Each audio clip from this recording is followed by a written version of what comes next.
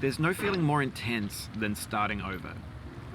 If you deleted your homework the day before it was due, as I have, or if you left your wallet at home and you have to go back after spending an hour in the commute. If you won some money at the casino and then put all your winnings on red but it came up black. If you got your best shirt dry cleaned before a wedding and then immediately dropped food on it. If you won an argument with a friend and then later discovered that they just returned to their original view. Starting over is harder than starting up. If you're not ready for that, like if you've already had a bad day, then what you're about to go through might be too much. Feel free to go away and come back. I'll be here. Alright, thanks for coming with me on this trip. I'll understand if you have to take a break at any point. Just find a safe place to stop and quit the game. Don't worry, I'll save your progress, always, even your mistakes. This game is a homage to a free game that came out in 2002, titled Sexy Hiking.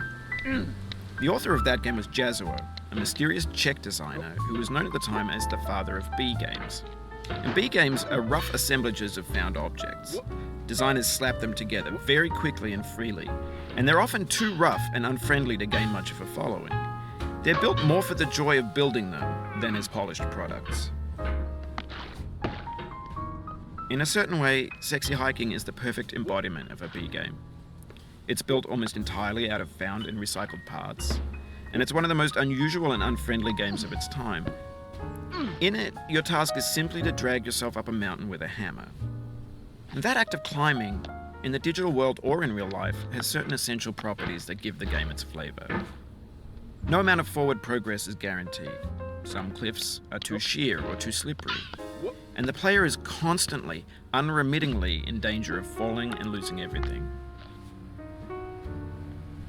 Anyway, when you start Sexy Hiking, you're standing next to this dead tree that blocks the way to the entire rest of the game. It might take you an hour to get over that tree, and a lot of people never got past it. You prod and you poke at it, exploring the limits of your reach and your strength, trying to find a way up and over. And there's a sense of truth in that lack of compromise. Most obstacles in video game worlds are fake. You can be completely confident in your ability to get through them once you have the correct method or the correct equipment or just by spending enough time. In that sense, every pixelated obstacle in Sexy Hiking is real. The obstacles in Sexy Hiking are unyielding, and that makes the game uniquely frustrating. But I'm not sure Jazuo intended to make a frustrating game. The frustration is just essential to the act of climbing, and it's authentic to the process of building a game about climbing. A funny thing happened to me as I was building this mountain.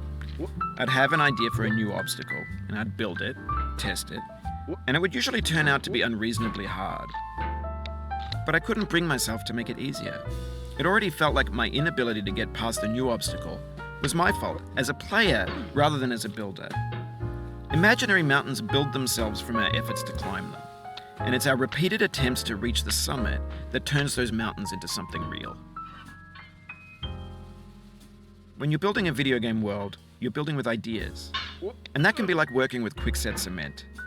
You mold your ideas into a certain shape that can be played with, and in the process of playing with them, they begin to harden and set until they're immutable, like rock. And at that point, you can't change the world. Not without breaking it into pieces and starting fresh with new ideas. For years now, people have been predicting that games would soon be made out of prefabricated objects, bought in a store and assembled into a world. And for the most part, that hasn't happened, because the objects in the stores are trash. I don't mean they look bad or that they're badly made, although a lot of them are. I mean they're trash in the way that food becomes trash as soon as you put it in the sink. Things are made to be consumed and used in a certain context, and once the moment is gone, they transform into garbage. In the context of technology, those moments pass by in seconds. Over time, we've poured more and more refuse into this vast digital landfill that we call the internet. It now vastly outnumbers and outweighs the things that are fresh and untainted and unused. When everything around us is cultural trash, trash becomes the new medium, the lingua franca of the digital age. And you can build culture out of trash, but only trash culture. B games, B movies, B music, B philosophy. Maybe this is what digital culture is. A monstrous mountain of trash, the ash heap of creativity's fountain. A landfill with everything we ever thought of in it. Grand, infinite, and unsorted. There's 3D models of breakfast, Gen X's fanfic novels, Scan magazines, green screen Shia LaBeouf, banned stuff scenes on Live Leak. Facebook's got lifelike bots with unbranded adverts and candid shots of Kanye and Taylor Swift mashups, car crash epic failed gifs, Russian dashcam vids, discussions of McRibs, discarded, forgotten, unrecycled, muddled, rotten, untitled. Everything's fresh for about 6 seconds, until some newer thing beckons, and we hit refresh. And there's years of persevering, disappearing into the pile, out of style, out of sight. In this context, it's tempting to make friendly content that's gentle, that lets you churn through it but not earn it. Why make something demanding if it just gets piled up in the landfill, filed in with the bland things? When games were new, they wanted a lot from you. Daunting you, taunting you, resetting and delaying you. Players played stoically. Now everyone's turned off by that. They want to burn through it quickly. A quick fix for the fickle. Some tricks for the clicks of the feckless. But that's not you. You're an acrobat. You could swallow a baseball bat. Now I know, most likely you're watching this on YouTube or Twitch, while some dude with 10 million views does it for you, like a baby bird being fed chewed up food. That's culture too. But on the off chance that you're playing this, what I'm saying is, trash is disposable, but maybe it doesn't have to be approachable. What's the feeling like? Are you stressed? I guess you don't hate it if you got this far, feeling frustrated. It's underrated. An orange is sweet, juicy fruit locked inside a bitter peel. That's not how I feel about a challenge. I only want the bitterness. It's coffee. It's grapefruit. It's licorice. It feels like we're closer now. Composer and climber, designer and user. You could have refused, but you didn't. There was something in you that was hidden, that chose to continue.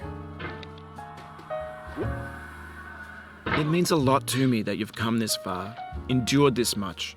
Every wisecrack, every insensitivity, every setback you've forgiven me is a kingly gift that you've given me. We have the same taste, you and I. It's not ambition, it's ambition's opposite. An obdurate mission to taste defeat.